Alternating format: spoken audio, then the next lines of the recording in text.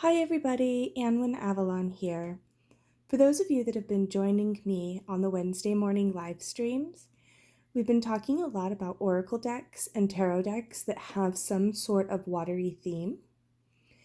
And I've been doing a lot of showing of the images and talking about my thoughts for each of the different decks. The only problem I found is that after 24 hours, the video disappears. So I thought that I would actually do a video that could stay for a little bit and you guys could find later. So about a week or two ago, I was perusing Etsy late at night, looking for actually a pair of boots, I think. And this oracle deck popped up and I hadn't seen it before. And so I thought, hey, let's give this a shot and check it out. So I thought what I would do is a partial unboxing, and it's partially unboxing because I've already taken it out of the package, except I haven't taken it out of the box yet. So first off, let me talk about what I got in it. I got this card here in the packaging, High Tide. Now it was a little bent, little personal note, which is always so nice. But that was just shipping. It came from, I believe, Australia, so it did have a long way to come. And this is something that I can put in a book and easily flatten out, so no problem. I love reusing things as much as possible, and so I love that this this package was put together with these like blue and white strings. And so I carefully took them off, and I will absolutely be using them. They're going to be great for spell work. So that was an extra bonus for me. I got this little card that comes with it. And what wisdom does the ocean have for you? 45 card deck, and the author, and the author's website, theoceanoracle.com. So you can get this on Etsy, or I guess you can go to her website and grab it. I have not been to her website. And then I thought this was really cute. It's just like a little ornament. Could be really good as, it could be charged and used as a charm or something. But this was just like a little giveaway that she had in the packaging. All right, so I have not seen these cards at all. Adjust myself. Keep knocking the table. Let me adjust my light here too.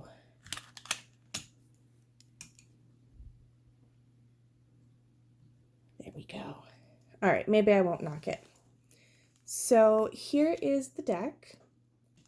It is thin. It's actually thinner than I thought it was going to be, but oracle decks aren't a full tarot deck, and so they usually are smaller, have less cards.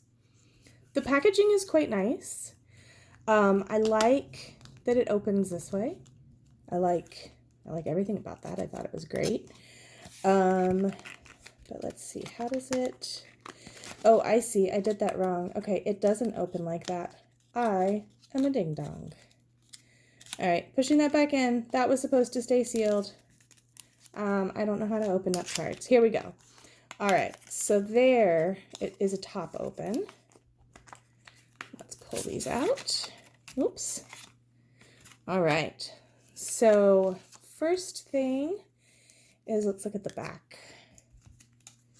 So the back does say the Ocean Oracle like this. So because it's not a symmetrical back, these probably don't have reversals. And they can't be used as reversals because you would know that it's reversed. It does come with this nice little booklet, which is not cheaply printed. It has a gloss to it, and you can tell that it has been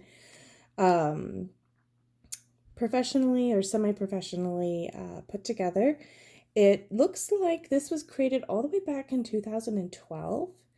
Why this is the first time I'm finding this, I have no idea. I really like these little swirls that come across here. I think these are great, but I'm a big swirl person. So, stories, messages, and remembrance. The artist or the creator here is Susan Marty, and She's got, let's see here. She's got her copyright info about the author, how to use the deck, different spreads, a 3-card, a 5-card. It does have a list of the actual cards and meanings right there. And then it goes into what each of them means. So it does look like these are pretty universal images. I think that you could use the meanings that are in the book, or you could probably verge from it. You might have a little bit of a different thought on what a jellyfish, might mean than what's in here, but I really find that this book will be helpful for people, especially if you get stumped and you're like, hey, I don't really know what this card means, because that happens. Even if you've been working with a particular card for a while, sometimes they just decide to stump you. All right, well, let's take a look at the cards. So first off, like, just my first thoughts on this is that it's going to shuffle really, really well. Like, it's got a good bend to it. The cards themselves, and sorry that my table's bouncy. This is a new setup and I'm learning how to kind of use this stand that it's on. But the cards themselves are nice, high gloss cardstock, and they look pretty sturdy. A couple of weeks ago, we were looking at the cephalopod or the octopus deck, and the cards were like so flimsy. I was complaining about them, but these are not the case. These definitely are going to last a long time. So let's take a look at the images. Set this off to the side here. So the first one we have is crab. Here we go. Actually, let me move this a little bit closer here so that we can just do a flip over. Rose rugosa. So interesting about this, you might think, what is that doing in the Ocean Oracle? But I found out actually last year, maybe the year before, when I was at the nursery, that another name for this particular type of rose is the sea spray, or salt rose. And so I believe that this is probably included in the deck because this is one of the roses that probably grows near the beaches, or would survive in more of a beach environment. Then we have oysters.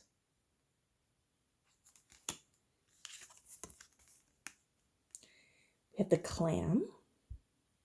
I really like that oyster and clam are both included. I think a lot of people confuse the two. Here's the sea urchin.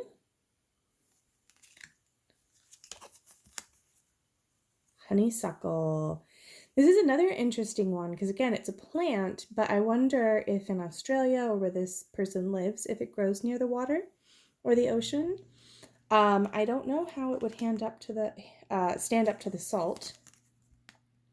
Low tide, which is kind of exciting. I feel like there's going to be probably a high tide card as well. Let's find out. There is high tide. So I love, love, love that there's a low tide and a high tide. That's excellent. Boardwalk. Hey, this is awesome. Out here in Oregon, there's a lot of these type of boardwalks because sometimes you have to climb down stairs to get to the beach because they're the cliffs and it's so rocky. Then we have the sand dune, the octopus,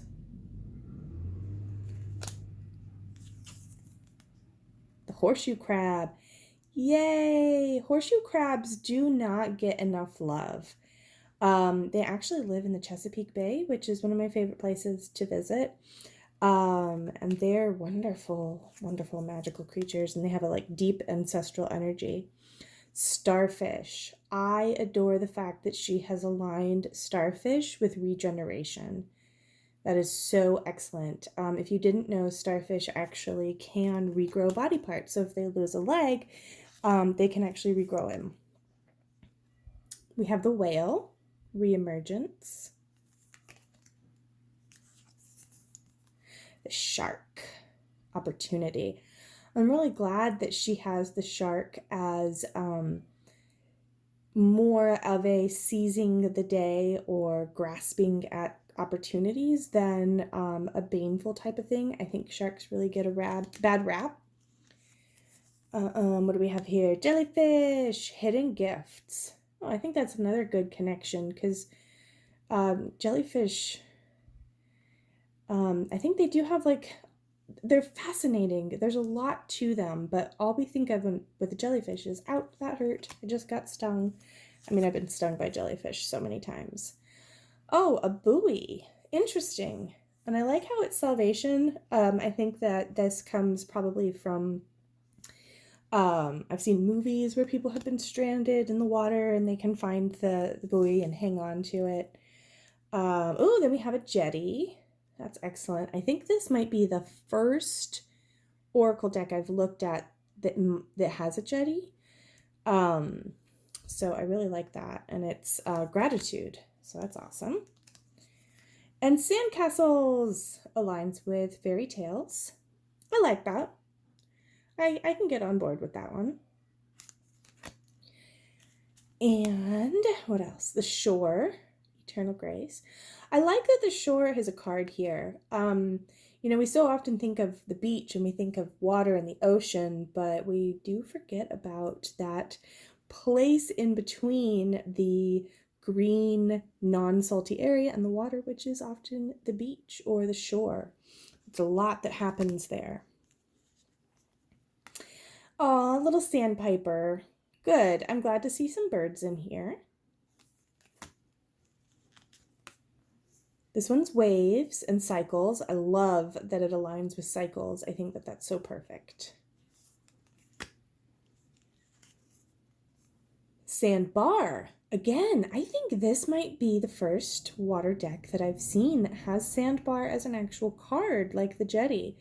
So far, I'm really loving this deck a lot. Lighthouse, good. And that aligns with clarity. Kelp, excellent. That's really awesome. I'm glad to see that there is seaweed and kelp in there. I wonder if there'll be more. Ooh, the sand dollar. I love it. And I love that it's aligned with feminine wisdom. You know, there's a lot of Christian lore that aligns with the sand dollar. But in this case, it's feminine wisdom. And so therefore probably connecting with water goddesses. And that feminine aspect. And so I love, love, love that. And of course, if you didn't know, you know, you've got that pentagram right there with the sand dollar. What else we have? Fog. Again, I think that this might be one of the first decks that have to do with water that actually have fog in it. So far this deck is getting like bonus points for having like really cool extra cards. Barnacles. Excellent. Have you guys ever stepped barefoot onto barnacles or slipped on them and like cut your knee? They suck. They like tear your whole skin up. It's gross. It's gross. I'm also really glad to see the mussel getting its own card. So we have oysters, clams, and mussels, which, I mean, they look very similar because they're bivalves, but they all have different properties. And so I'm really glad to see the different properties represented here. Sea heather. Excellent. Let me zoom in on that one. Again, local plants. Now, this is not a plant that I've actually worked with or encountered before. I've worked with sea lavender, but not sea heather. So that's interesting. I look forward to getting to know that card better. And a turtle. Excellent. And I like that he's aligned with protection. I think that's great. Not only to protect our turtles, but the shell being that of protection. Bayberry. That's great. Now this is a plant that I have encountered on the beach before. In fact, they're around a lot of beaches here in North America, so that's exciting. I assume that it's probably in Australia as well. The stingray gets its own card. That's also excellent. and it aligns with flow. And then we have sea lice. This is probably, again, one of the first things that I've seen that have these guys in them. And I'm just going to move past them because they're not my favorite. Dune grass. I'm glad to see that represented. There we go. We're coming up to the end of these. The seagull. Excellent. Another bird. Sea glass. I'm glad to see that's got a card. And I'm glad to see that she's aligned it with transformation because that's exactly what I would have done. The ocean itself gets a card. I like that.